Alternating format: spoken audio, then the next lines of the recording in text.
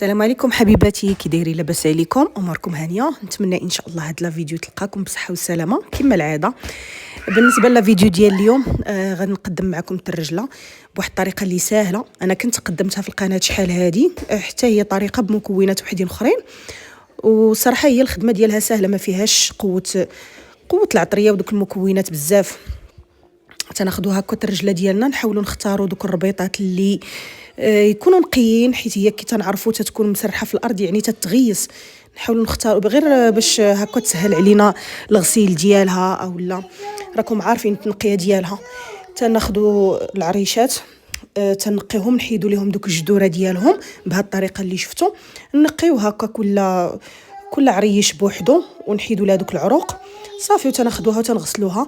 بالنسبه للغسيل انا غسلتها وعاودتها، حيت راكم تعرفوا فيها التراب. وفي الغسله الاخرى خديت واحد البانيو، درت فيه شويه ديال الخل ورقدتها فيه واحد شويه وشللتها وصافي. المهم باش تكون هكا معنا نقيه، راكم تعرفوا الحاجه الا كانت نابته على برا من الاحسن نديروها في شويه ديال الخل. صافي هكا تنقطعها بهذا الشكل هذا.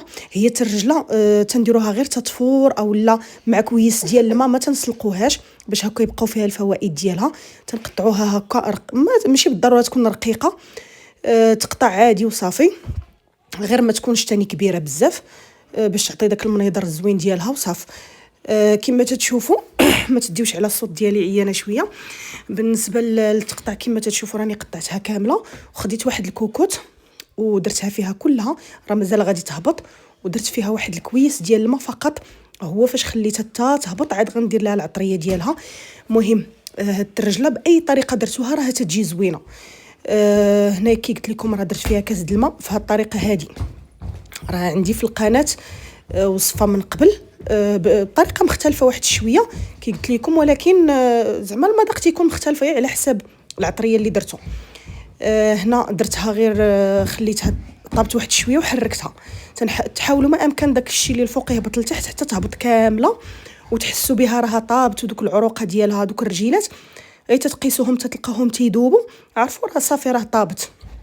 هي راه ما تاخذش الوقت بزاف، ملي تشرب داك الماء ما يبقاش فيها الماء ديالها نهائيا، تبقى ناشفه. تنضيفوا ليها واحد شويه ديال الزيت، من الاحسن تكون الزيت البلديه، وضيفوا ليها شويه د العطريه اللي هي شويه د الكمون. الكمون راه تيتواتى معاها مزيان، شويه د الكمون، الملحه، البزار، شويه ديال التحميره. هنا درت فيها التحميره وشنو اخر، والثومه نسيتها حتى الاخر عاد درتها. هي من الاحسن ديروها في الاول. هاد الطريقه هذه انا درت معاها العطريه كما تتشوفوا. الطريقه اللي من قبل شحرت ديك العطريه مع الثومه والقزبور وهذا مع الزويته. هنا لا، هنا درت كلشي خلطته يعني بطريقه سهله، ما غتعذبوا فيها راسكم، ما حتى شي حاجه ما غتصفيو ما والو. درت كلشي وخلطته، تخلطوها بشويه تتنشف، تتبقى غير على ديك الزيت ديالها. بغيتوها تكون ميدمه شويه زيدوا الزيت. انا خليتها هنا ناشفه كما تتشوفوا. هنا انا وريتها لكم راها ناشفه وبدات تتلصق لتحت في الكوكوط صافي، يعني راها وجدات. تتحيدوها وتقدموها. نسيت ما قلتش لكم الملح، يمكن الملح راه ضروري من طبيعه الحال.